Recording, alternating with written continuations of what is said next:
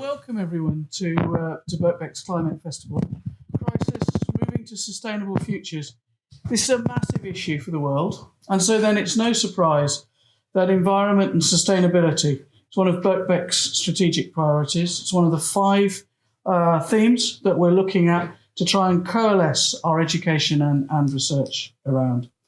I hope that everyone who's here this evening will take part in some of the discussions that we've got going on this week during the festival.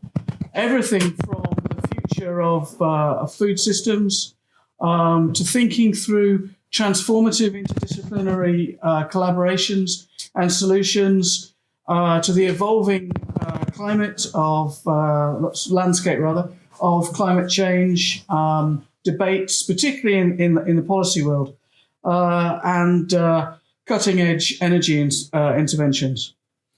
Tonight, we're very lucky to have as our keynote speaker Greg Jackson, who's CEO of Octopus Energy, who are the largest energy provider in the UK, and he's agreed to launch our climate festival. If you were listening to the radio over the weekend, you may have heard some of their ads. I was, and I certainly did hear them. After his keynote lecture, Greg will be joined by Birkbeck alumna, Kirsty Hamilton, who is an advisor and consultant working in the field of clean energy, energy transitions, and renewable energy infrastructure. And also Dr. Joshua Makabuag, who's co-founder of Renew Risk, someone who is revolutionizing risk analytics for responsible energy. And I'm going to hand over to Dr. Stephen Willey, who is co-director of environmental education projects at Birkbeck, and is an absolute embodiment of the interdisciplinary approach we take to these things, because Stephen is actually on secondment from his day job, which is as a lecturer in creative and critical writing. So, Stephen.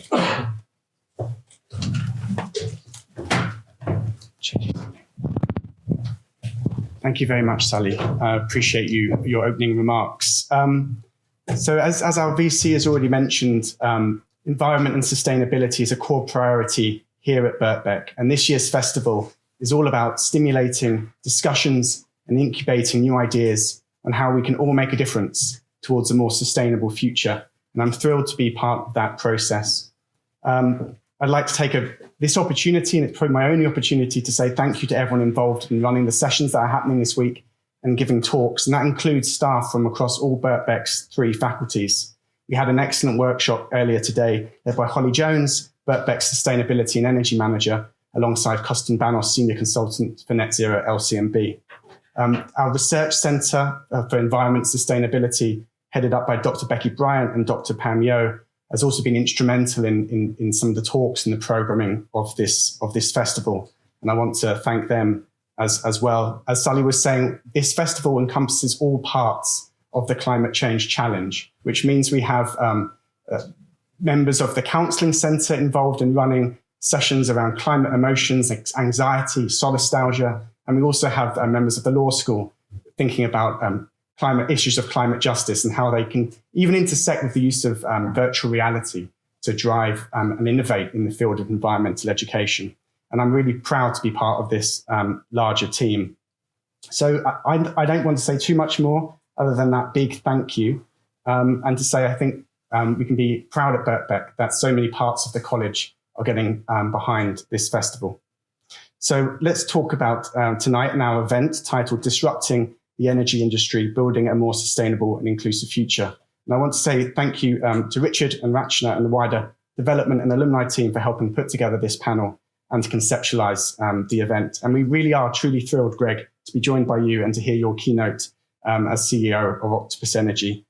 So just the last bit of logistics, Greg's going to talk for about 10 to 15 minutes. Then we're going to invite the other 2 members of the panel up to the stage. I have a few prepared questions, but hopefully you'll have lots too. And we're also joined by quite a large audience online. And I might have to be looking at my phone to try to capture the questions from the online space as well. And I'll do my best to do that. So without further ado, please welcome Greg Jackson.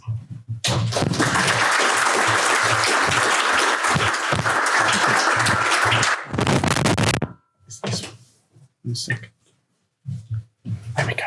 Magic. Thank you.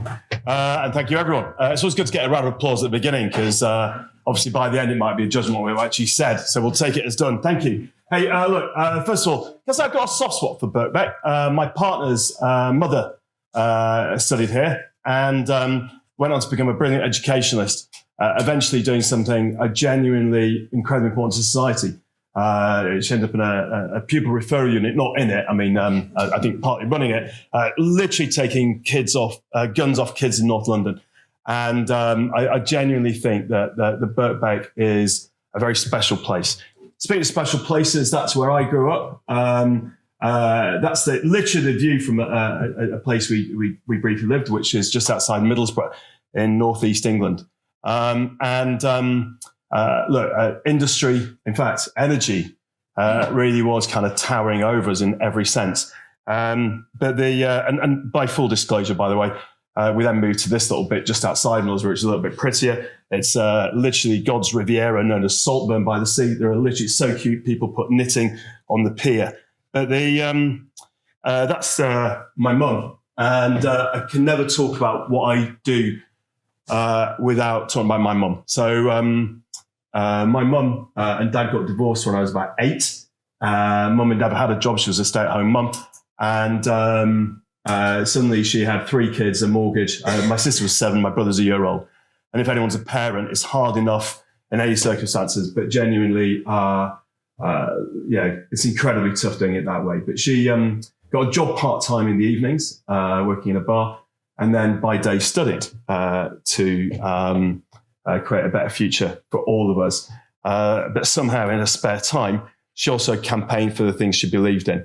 The idea that she even had spare time is a huge inspiration to me. And I talk about it because when everyone says Greg, you must be busy. It's like, honestly, my mum is like millions of people in the country are incredibly busy, but without the privilege that I enjoy. And I only enjoyed it because of that. But one of the things was the incredible struggle to pay energy bills. In fact, I mean, all bills. But I literally remember being cut off by the gas board. And Mum had worked out exactly how many red notices you could get. But eventually we didn't have any money to get to the last one. And it meant that for me, as an entrepreneur, it's sort of in the 2010s, really, before we'd started Octopus Energy, every time I heard the stories about fat cats in energy, and I heard them being interviewed on the radio, wringing their hands about, wishing their customers would engage more or whatever, I was like, but what are you doing to cut costs for your customers? Because ultimately, energy is one of those things that literally everybody has to pay. I think if you're selling Rolexes, hike your prices as high as you like. In fact, that's probably what customers want. But if you're saying something like energy, it's an absolute imperative to try and push costs down. Now, we're here to talk about climate today. And I should say, part of this for me is that I don't think climate needs to be a trade-off with cost. And I think it's absolutely fundamental we solve both problems at the same time to prevent people having to choose between doing what they feel they need to do in the very short term, what they really need to do, and what they need to do for the survival of our planet and our species. Very briefly, by the way, I was asked to talk a little bit more about me. So an interesting feature of my mum was that the way and I think this is a great a lesson for all people in business and indeed in any organisation. She basically coped by delegating a lot of responsibility to us as kids. So when I was about 11, she sat my sister down. She said, the government give me a few pounds a week to buy food and clothes for you. I'm going to give that money direct to you. So now you're in charge of your own clothing. And indeed, on the nights that I'm working, you can sort yourself out for food in a good way. And we had the money to do it. But for example, now as a just about a teenage boy, I really wasn't that interested in clothes. I learned to darn and to sew so I could keep my clothes going forever. And instead, I saved my money and spent it on little bits of computery stuff. And I learned to write video games. In fact, I wrote. I left school at 16 to write video games because I hated the sort of tyranny of school. And but I learned a really important lesson, which was the first game I wrote was brilliantly programmed, but terribly not at all fun to play. As a result, it didn't sell, and I'd spent a year working without any money. And so just as a sort of an early lesson in entrepreneurship, I think it's very important to work out everything we do has got to be about our customers. If we're not making stuff that customers want, then we don't exist. I then went back to school and ended up at a terrible institution. But interesting, coming from my background, a lot of people said to me, how did you fit in that particular place? There's a bit of research I once read about the difference between rats and mice. But I don't know how they know this, but it's such useful finding, we're going to pretend that it's definitely scientifically valid. That is, if you go in the kitchen and the mice in there, they scurry away because they know they're not welcome. Whereas a rat looks up at you and goes, hello, what are you doing here? Because it thinks it's one of you. And I just think in life, we've got this thing about time and again, like imposter syndrome is when we don't think we belong. And I think actually, for me, it's always be a rat, not a mouse. And it doesn't matter where you are. If the rat thinks they belong, you belong. And I think that set me up very well for basically a life in business. So one thing I want to talk about, because I'm very conscious that Birkbeck as an institution is about people making decisions throughout their lives. The path to creating Octopus Energy for me was an awful lot of unrelated businesses. I always knew I wanted to do something big and that would change the world for the better, but I also had to build my way there. And so there's a sort of family tree. I won't bore you with it because I haven't got long. The point really being, I started quite a lot of businesses, some of which worked, some which didn't, but all were building their way to doing something special, which ended up being Octopus. I started Octopus when I was 44, because I think I've got this phrase, like, you've got to be in it to win it, which is whenever you want to change something, you spend forever sitting on the outside thinking, I'll just come up with a plan. But the reality is you can't do anything from the outside. You have to get in it, and then you can sort stuff out. And so the full family tree for me is, there's my co-founders at our age, roughly in our 50s. There we were. We first met in the 1990s. We're not friends. We don't socialize. I get on with them and I trust them to the end of the earth. They're brilliantly talented. But I literally don't even know if one of them was married or not. I could ask him. I might even have done that. I just never remember the answer. But I'm really into energy, as I mentioned, it was in the 2010s. And what you had was all the energy companies in the UK used the same strategy, which was they would lure customers in on a low price. And as soon as they weren't looking, they'd hike it 50%. It's the same tactic that's being used in car insurance and everything else. And we thought we could solve it. Literally, I was sat in the pub with a bunch of mates saying, this is disgusting. And because I've run technology businesses as an entrepreneur, I said we could solve all this through technology. And my mate said, I bet you can't. And so over a pint, the founding idea for Octopus was sketched out. And we went and built something which today has a revenue of around £15 billion, operates in 30 countries. But it all started from the insights about how energy companies were currently run. And something that really sickened me at the time was the energy companies were blaming climate rules as an excuse to carry on with business models that had predated our move to renewables. And that's when we kind of made the decision that if you've ever seen the movie Apollo 13, the astronauts are stuck on in space, and on the ground they say, look, these are all the items on the in the rocket. This is all we've got to save their lives. And it's non-negotiable. We have to find a way to do it. And I think that is how we decided to think about energy and climate, which is we've got whatever tools available we have today. So wind, solar, batteries, a few other things. And now we have to find a way to stitch all this together that is not going to put energy costs up. But we have to relentlessly say, how can we use these tools and technologies to enable people to enjoy the life they have today at the cost they have today, but without destroying the climate? And it's harder, it's definitely much harder than allowing ourselves to fall into the trap of saying the only way of doing this is to relentlessly push costs up. But it's entirely doable. So from our perspective, we looked at the first principles. If you look at the cost of generation from a wind farm, when it's windy, it is the cheapest electricity we've ever had, and it's getting cheaper every year. If you look at the cost of solar from a solar farm, it's the cheapest electricity we've ever had, and it's getting cheaper every year. Batteries have come down in price by 93% in the last 13 years. If you've worked in any sphere of technology, you recognize these curves. And you start realizing that, it's just a matter of time that it is inevitable this stuff will win. It's just we have to deliver those results now in order to help prevent the worst catastrophes from climate. So the other thing you start doing, though, is thinking about what energy is used for. So, for example, electric vehicles, heating homes and so on. Now, if we look at electric vehicles, a typical battery in a typical electric car holds enough power for a typical house in the UK and Europe for maybe 4 or 5 days. So you've got a lot of discretion about when you charge that battery. And you can literally wait till it's sunny or often till it's windy, charge the batteries then. That way, instead of loading up the system with additional burden, they're actually soaking up what would otherwise be excess generation. Similarly, we looked at housing. It turns out that a typical house, even in the notoriously badly insulated UK, can hold heat for several hours. So you can run an electric heat pump and make it automatically slightly overheat the house before peak electricity times in the evening, and then coast through that using hardly any electricity at peak times, and then start heating again. You can do all that automatically without anyone thinking about it. But if you start re-engineering the way we're using electricity, no one will notice. It's not like we have to wear sackcloth and ashes. You can still live in a wonderful, comfortable home. In fact, probably more comfortable than with an unreliable, clunky gas boiler, putting goodness knows what into the atmosphere. And you can do so for the same sort of price. It's not a like-for-like replacement.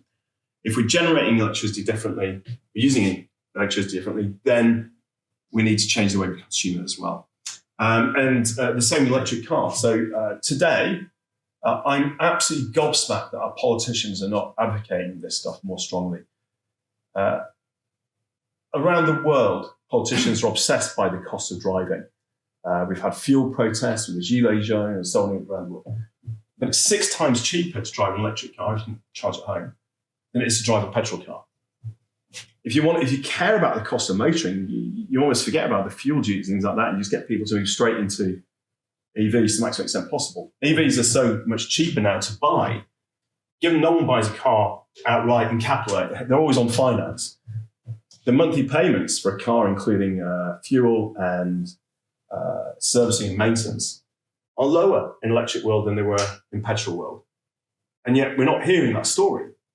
And I don't think enough people are yet advocating for a world in which the decision about climate doesn't have to be one about, can we afford to do this? It becomes where even in the short term, the costs are and can be a lot lower. So we've still got work to do. It's still more expensive to install a heat pump in the UK. But again, running a heat pump smartly, as I've described, will save about 300 quid a year versus a gas boiler. And by the way, I don't know if anyone's told you, but a typical gas boiler insurance is more expensive than the typical house insurance because they're that unreliable.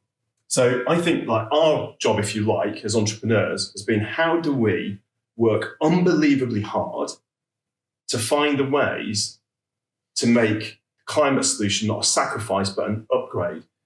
And I think I'm talking here about domestic use, but increasingly as well, businesses and industries are finding that the opportunity to switch to the cheapest energy and use it in the cheapest ways can also be an upgrade for them. I think the biggest thing, I'll just kind of end on this, I'm conscious of time, but is far too often, I think we allow 2 things to hold us back. One is the perfect being the enemy of the good. So for example, whenever I talk about electric cars being cheaper to charge, people go, but only if you can charge at home. Now, it's undeniably the case. At the moment, we have less charging infrastructure outside the homes on the motorways, and it's more expensive than at home.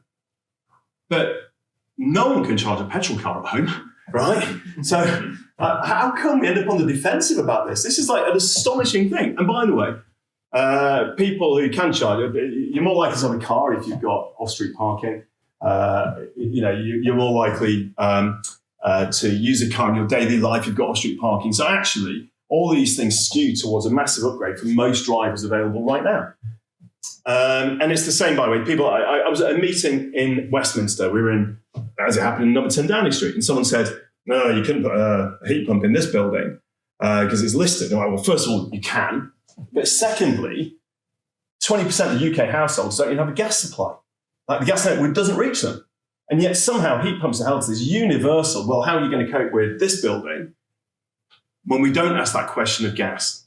And I think far too often what we do is we fall into this trap on new technologies of holding them to a standard of perfection that didn't apply before. And so I think my big thing at the moment is there's an enormous amount of low-hanging fruit. We're barely plucking it, and we need to get started on that. And the more we pick up the low-hanging fruit, the easier and easier the harder stuff will become. It's a lot. The supercomputer in my pocket could not have been here if you hadn't gone through the ZX Spectrum 30 years ago, which was roughly why I opened this talk. So there we go. I'm incredibly optimistic we have the solutions. We just need to have the markets, the confidence to go and sell it to people. Thank you. I'm going to let you take the seat at the end, and then I'll invite everyone up. Josh and Kirsty, I think I'll introduce you when you're up on stage. So if you want to come up and take seats, thank you so much, Greg. I'm going to just very quickly introduce our panelists. I've got one question for each of them, and then I'm going to move to the audience. So Dr. Joshua McElroy is a chartered civil engineer with extensive experience in disaster risk management, catastrophe modelling, and structural resilience. So as co-founder of Renew Risk, he is revolutionising risk analytics for renewable energy. He's also formerly led the engineering team of search and rescue assistance in disasters, which is called SARAID.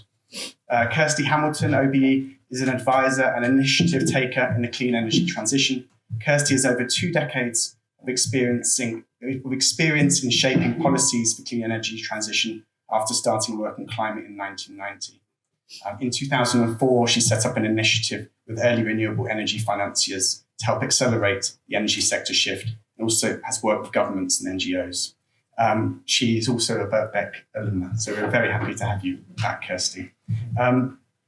First of all, for Greg, but by all means, panel, come in on this. Greg, you mentioned this quite a bit in your talk, but I'd like to hear more if that's okay. I'm wondering what practical actions, approaches, or solutions you believe are necessary to drive meaningful change, and what might have the greatest impact on transforming the energy sector. Yeah, and I think first of all, I get asked a lot about what individuals can do, and honestly, there's always stuff we can do. But the reality is, I really reject that, because I think it's a great con by incumbent industry, especially fossil fuels, to say it's not us, it's you, and it's not, it's them. Right now, I'm not going to demonize them, because the reality is we all use their product. I mean, if you fly, you can't help but use fossil fuels. There's still enormous amounts of transport and heating, everything else. But at the same time, they should be seen as a run-off industry to be replaced by the things I'm talking about. At a societal level, the single biggest thing we need to do is to keep on making the right solution, aligning the right solution for the planet with the right solution for individuals' daily decision making, which is why I talk so much about cutting the cost of things that don't destroy our climate. So understanding that driving with an EV with an appropriate electricity system is just dramatically better. I mean, it is so much more important than whether or not you use a plastic straw. But I think it's on policymakers and industry to relentlessly provide these solutions for people. Because the moment we say to people, you need to sacrifice your lifestyle, the moment you're opening up an enormous wedge that I think gets exploited by those that don't want change. Just wondering, Kirsty or Josh, would you like to come in on this discussion? So the question was around any practical actions, approaches, or solutions you believe are kind of necessary to drive meaningful change in this sector. That is kind of like, how long is a piece of string? I think we could all just simply reflect on how we got here, what we do when we get home. Do we know who our MP is? Do we engage with them? And how do we view the things that we see as obstructions to being able to live the life that we see as the most ethical, green, inclusive life? And then those obstructions, they'll be the place where change needs to happen. And opening out the tiny individual obstruction will reflect all the systems that you're working at, from the global level and the national level to community level, I think. Josh? Just to echo I really liked a lot of things about your talk, particularly your recovery from your WhatsApp appearing on the screen. Did you see anything interesting? No. I didn't get a chance to read it. I didn't so. take a photo. The piece about making climate not a trade-off but an upgrade, couldn't possibly agree more. I think obviously there is an individual burden on how we use our energy, etc. as well. But I completely agree that. Well, I would say that the big change comes from those larger institutional changes that make, I would use slightly different wording, which is doing the right thing good for business.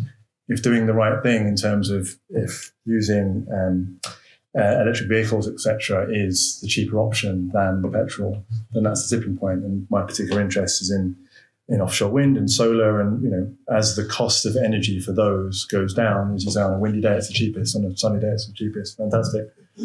As soon as that becomes cheaper, then problem solved, really, because it's the cheapest thing to do. So that then pulls in financiers, that then pulls in investment, it pulls in everything because it's the cheapest thing to do. So making those things good for business, and the only way we can do that as individuals is to be supportive of the technology and our side as well.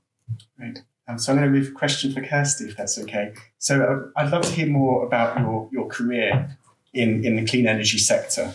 And what do you think right now are the key skills or insights that have been most important in navigating its challenges and opportunities in the clean energy sector? What have you found to be crucial? Well, thanks very much. Maybe on skills, I'll just say, as a Birkbeck alumni, that gave me an opportunity when I arrived back after being away for 14 years.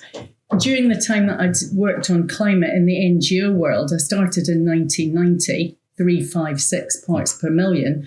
It was a brutal era, and economics was continually, in fact, I was really struck by yourself, Greg, talking about costs and how much it's going to cost to do the right thing. And, that has been an intense debate. So when I arrived back and discovered you couldn't get a job without a master's degree, I thought, what am I going to do? And I also needed to get to grips. What is the foundation for economics? I mean, it's used so, usually nefariously in the push and pull, which was really brutal in the 90s with climate science deniers and the whole lobbyists, the whole gamut, which we can talk about if we want.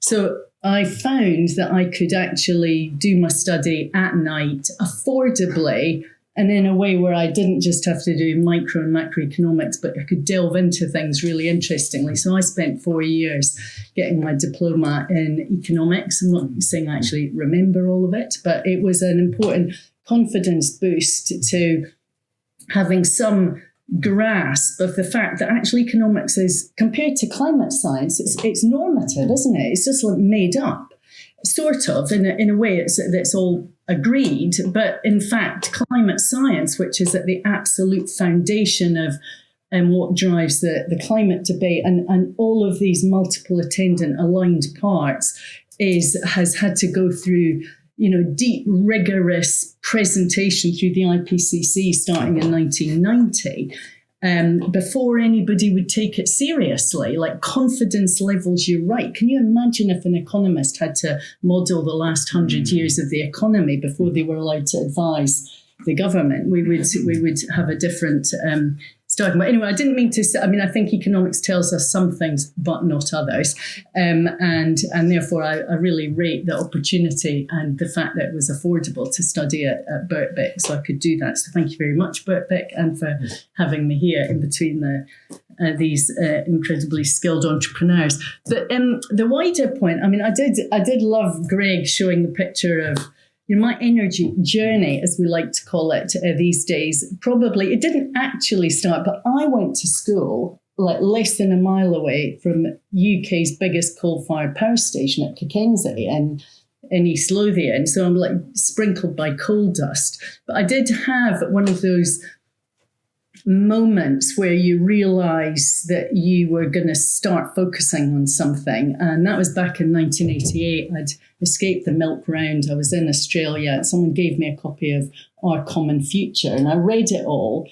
And it was sort of the book that was seen as starting the debate about sustainable development. And I read it all, and the chapter that really hit me was the one on energy. And I thought, that's where the rubber hits the road. I'm going to work on energy. And so I sort of, like a robot that's just been moved a few degrees, I went forward in the way that you do when you're in another country and you're freed up from all the constraints around you that you might get if everyone was asking. And it's also an opportunity that many people don't have, so not maligning that at all. But the question about the different ways in and the skills that you need, I mean, I think the energy transition offers, I mean, energy is such a part of daily life, as Greg has eloquently laid out, but there's lots and lots and lots of things that need done. And so, having been in NGO world, back here, I knew 3 people in London. I'd never lived in London. It was a cultural absolute shock, to be completely honest with you. I went to see them, and I was invited to be an associate fellow at Chatham House, but I was also going to conferences to try and clock what is this finance thing as well as what is this economics thing. And I started meeting mainstream financiers that were dipping their toe into renewables. What is going on? This was 2003, 2004. And when I said, they were talking about what they needed from government. And when I said, well, what happens when you say this to policymakers? Because it was a totally different message from the then incumbent utilities. I mean, they basically didn't have any engagement at all. So I thought, oh, well, I can sort that out. And so a bit like, it's a policy entrepreneur isn't the same as a commercial entrepreneur, but a lot of it was, thinking about it with, the bar mat in the pub with your beer or non-alcoholic drink, whatever, tossing the ideas around. And so that's what I spent a lot of time trying to do. So through the early, in those days, the energy policy debate really was, renewables, they're a bit of rubbish and the sun doesn't shine, and every myth that you could possibly imagine. Even though there were people who were using analytics to say that renewables will reduce the overall energy cost in a country because it reduces the exposure to volatile fossil fuel prices. But that's a macro argument, not an argument you use if you're in the cut and thrust of the politics of energy policy. And so today, like fast forwarding, because I'm taking up your time from listening to Joshua as well, who's got a really, really interesting business in addition, as I'm involved now in a small community business, an energy company that does solar on schools and LEDs, which would be, when you're thinking about how do you get more local people involved. I'm still trying to work out if there's any landing in the national debate, which I'm sure we could discuss at length. And at the top-down level, there's a lot of emphasis on how we galvanise renewable energy development much, much more globally, because it is still, docked into certain countries, but a lot of the global south are emerging market developing economies who have a huge entrepreneurial base but aren't getting access to some of the capital that's flowing to other places. Would you like to come in, Josh? Or I can ask you a more tailored question. No, I'll jump in on the skills question. So, that's pretty comprehensive. On the skills I'd say that if there is a passion and an interest to have an impact on renewable energy or the energy transition, then there's a route to do it. And what I mean there is that if you think about the renewable energy transition, it's as holistic a problem as you can get. There's lots of frameworks to define holistic. I'm an engineer, so I like acronyms. So I go with STEEP: social, technical, environmental, economic, and political. And I think every one of those, depending on what your individual skill sets are, allows you a route into it. So the example for myself is that I'm an engineer. I'm a structural engineer, so I have a background in designing buildings, bridges, stadiums, that kind of thing. And my interest has originally been in resilience and disaster response and that kind of thing for quite some time, 15 years or so. And that's a whole other story. And then and then through that, I've been involved in what's called catastrophe modelling, which means calculating the frequencies and severities of disasters, and through previous jobs, through the World Bank, for example, then I've advised governments on managing their disaster risk. And so that's a whole other story. But the one particular memorable moment was when my daughter, we were in the Natural History Museum, and I was telling her about how amazing her daddy is dealing with the earthquakes and all that kind of stuff. And then we got to climate change, and she was like, "Oh, Daddy, what are you doing about climate change?" But no, really, not so much. And so shortly afterwards, 3 years ago now, I started a business building called Renew Risk, building catastrophe models for renewable energy. So the focus isn't the company. The point is about the skills. That the interest for me is technical. So I'm a technical engineer. My original background is in disaster risk and disaster management. And then through the simple set of questions for my then 6-year-old daughter, realized that actually, yeah, you know what, you can apply those skills to renewable energy and to the renewable energy transition. And that's my particular route, and everyone will have completely different routes, be it on the political, economic, or whatever side. I think that word holistic is really important. And I think it's, we began by talking about interdisciplinarity when it comes to environmental education. How a creative writer can be on the stage hosting this discussion, but communication and storytelling is often quite a crucial part of the picture too.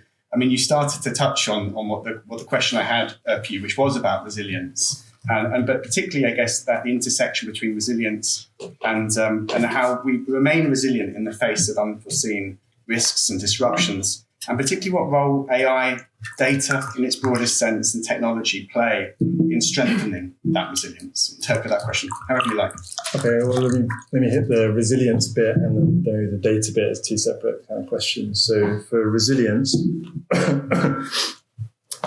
just again, if you Google resilience, there's 1,000,001 definitions.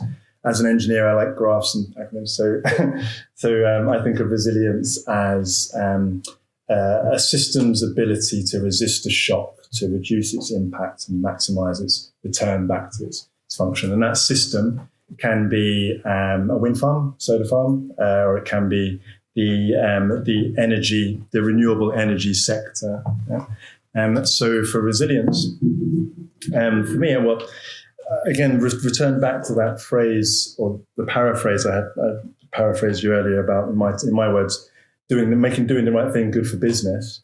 Let me give you an example of how that kind of fits together. So catastrophe modeling is a technology that calculates frequency and severity of disasters, how often and how bad are earthquakes, hurricanes, windstorms, floods, wildfires, those kind of things.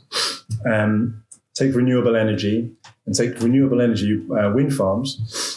Now, offshore wind farms have 30 years of history in essentially the North Sea. 1991, first installation off the coast of Denmark. And now they're being built at an exponential rate in the States and in Asia. And these are new technologies, never been built anywhere before, anywhere in the world. An example would be that in the US in the beginning of 2023, there were 7 wind turbines in the water. And we worked on a number of different wind farms that are being installed in the US, and just one of those wind farms is for 176 turbines. Each of them more than twice the size of the existing turbines. So the tips at the top of the blades of these offshore turbines is around 200, it's approaching 230 meters off the water. So that's the height of the Leadenhall building, the tallest buildings in central London. You're building 176 of them out to sea in a hurricane zone, which has never been done before anywhere in the world. So okay, bringing resilience to bear on that is important. And the making it good for business bit, I have to explain something called the capacity crunch. So the capacity crunch is a term we use in a number of things. CAT modeling, I've worked a lot in insurance. Our client base is a lot in insurance and also investment and so on as well. Asia, there's a capacity crunch, which means that insurers are, for various reasons, shying away from providing insurance to wind farms that are being built in various parts of Asia, Taiwan and Japan and China, etc. as well. That means that insurance has to be there for the lenders to be able to give them money to these things to be able to be built. So with no insurance, they won't get built. Or what more happens is there are fewer insurers. That means they can push the price up. That means that it costs more. And that cost, of course, comes back to the original person. So doing the right thing and making it good for business, and where that links to resilience is by quantifying, in my case of resilience, by accurately quantifying the risk for, in that case, earthquakes and hurricanes, you are allowing quantifiable decision making around resilience and disaster risk management. Insurance is one application, investment is another, engineering resilience, portfolio management, site selection, whatever. So resilience and quantify the risk to be able to enable change. For the renewable energy transition, because if it's not resilient, it won't be sustainable for long. So it's not sustainable. In my view, data and quantifiable decision making is absolutely key, so that you can actually make the comparison of A versus B and bring that together. The goal is to make doing the right thing good for business. Wow, that was a great answer. Thanks, It's a long Josh. answer.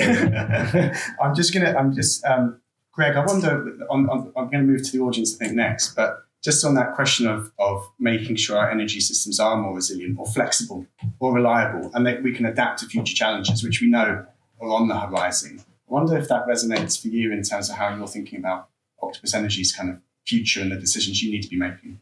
Oh, it totally does. I mean, by the way, very briefly on skills, you'll be pleased to know as a creative writer, employee 00001 on our payroll is our creative director. It was literally started in the company before I did as the founder.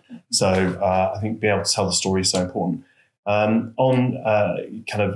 Resilience, look, the most resilient thing people have ever made probably is the internet, right? It was the design feature was that prior to that, networks largely had a central control hub, and then all of the other terminals or computers would hang off it. And the internet said the problem with that is if someone can take out the hub, then the network ends. So instead, what you need is a fully distributed network. And as a result, I don't know, pretty much the entirety of modern life, every financial transaction, we just rely upon that internet. And I think it speaks to the power of any part of the internet can go down. And by the way, the internet is affected by viruses and by denial of service attacks and things like that. But they only ever affect one bit. The vast majority of it carries on all the time, regardless of these hits. And I thought your definition of resilience was great. And in the same way, I think that the energy system we've built to date, because of the physics of fossil fuels, you needed massive coal stations like the one you described, coal power stations. You needed massive centralized generating, and then you needed a massive grid to shift the electricity from where the coal fields were to where consumption was. But with clean energy, with renewables, they are naturally a distributed resource. So we have very large wind farms, which, by the way, can be all around our coasts. Then we have large solar farms, which can be dotted around our countryside. But then we have rooftop solar, we have small onshore wind farms. We have increasingly grid-scale batteries. The biggest grid-scale battery in the UK at the moment is 600 megawatts. In scale, that's more than half a nuclear reactor in one battery, right? And then you've got the distributed batteries in millions of cars. By the time everyone's got an electric car, assuming that all cars go electric, you'll have 1.5 times our energy system worth of storage just in those distributed cars on every driveway. And you've got rooftop solar on houses and businesses. And then on the bigger scale, we've got increasingly interconnectors that join up countries to shift power on a different scale. So you have this, it begins to look a lot more like the internet versus the old energy system, look more like things like, I think they're called StarNet or something. That automatically gives us so much more resilience. You talked about data though. So to give a scale, the old energy system was so simple, right? National Grid in the UK and every equivalent around the world had a control room in which some people would sit there. It looked like a minicab dispatch office, right? It's a bunch of screens and they've got a phone and they would literally dispatch power and say, right, we need some more power in Northeast England. Can you turn that station on or off? And that was pretty much how it worked, right? Some interesting physics underneath it, but broadly speaking. The system I've just described, you can't do like that. You need to distribute the optimization, the computing resource to be able to say, look, it's currently windy, so we should be charging some car batteries in that region. The less we use the grid, the more this distribution works, the more efficient it is. So in terms of scale, today, Octopus Energy, just in the UK, just for our own customer base, we process 300,000 rows of data per second. I think that's, my maths isn't great on this, but it's about 25 billion a day. That's about 30 times more than the Visa payments network.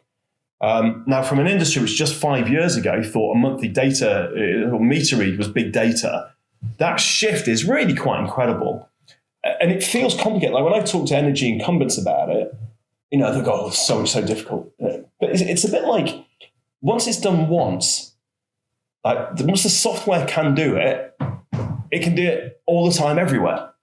And that's the world we need to be thinking about. And look, we've had the horrific invasion of Ukraine by Russia, among which Russia's targeted Ukraine's energy resources. Ukraine built 200 times more onshore wind turbines last year than the UK because, they're quick, but also the distributed nature means they're much, much harder to target. And speaking to the people that brilliantly, incredibly run the Ukraine grid throughout all of this, places where they've got distributed batteries and generation are providing the resilience. And I think even down to the level that we've worked with charities that put solar panels on schools and hospitals, because you can keep them running even when the grid's taken out. So I think really understanding this new world, and by I guess the last bit, we haven't talked about the Global South much, in fact, at all. A bit like with mobile phones, which kind of in many countries just leapfrogged landlines and they went straight to smartphones. So we can do the same here. At the moment, the global fossil fuel industry, a bit like the tobacco industry, is trying to head to poorer countries as it got harder to do business in the more developed world. And the crying tragedy is they're trying to get them hooked on gas, when actually distributed renewables are a cheaper, better solution, more resilient, dramatically cheaper, of course, don't contribute to climate. So there's one example in the numbers on this. The average typical price of electricity in Africa on the grid is 25 cents a kilowatt hour. The decent standard of access to electricity is 1,000 kilowatt hours a year, so that's $250 a year. 1.5 solar panels gives you 1,000 kilowatt hours a year for $60. So if you can go straight to distributed energy, you could provide households with that minimum access to power for $60 capital cost rather than $250 per year. Now, there's a few other details in that. For example, I'm not including the inverter cost because you can use direct DC. But the point really being, thinking creatively about this, we can deliver resilience and equity far more efficiently than we've ever realized. Thank you so much, Greg. Time is not our friend here. We have about 3 to 4 to maybe 5 minutes, I think, maximum to questions. But we'll take them. The questions can be relatively quick, and then we'll try to give answers. Yes, please. I think there's a microphone coming, which you might find helpful. People listening online, appreciate it. Thank you. Hello. My question is for Mr. Jackson.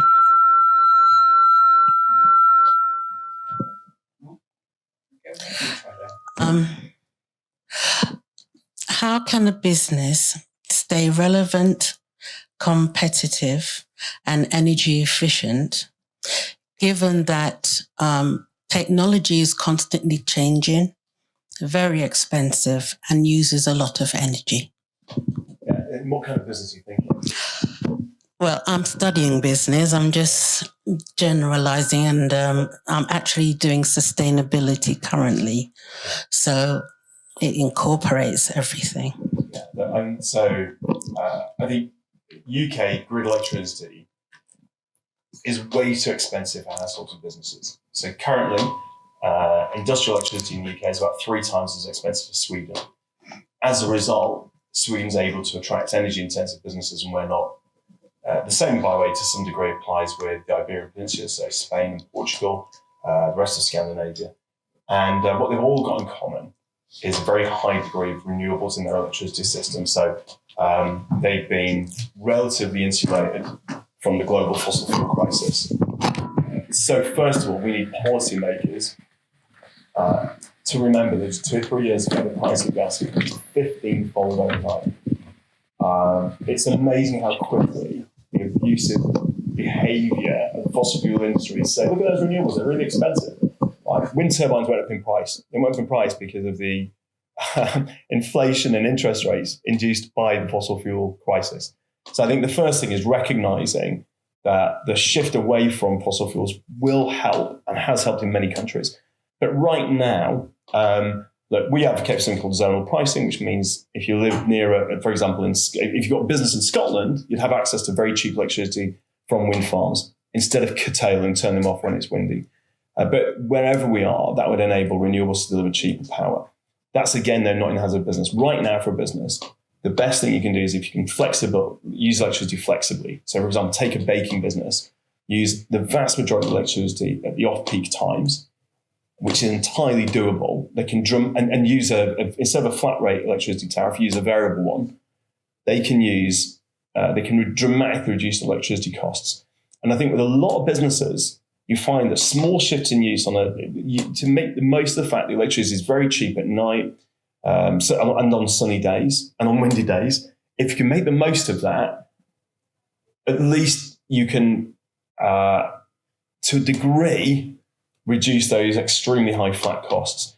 And wherever we look, businesses have got more opportunity than you'd ever imagine. Farmers can run chillers at different times for milk.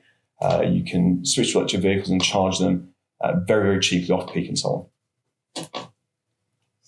Time for one more question? Yes, please. Yes, man.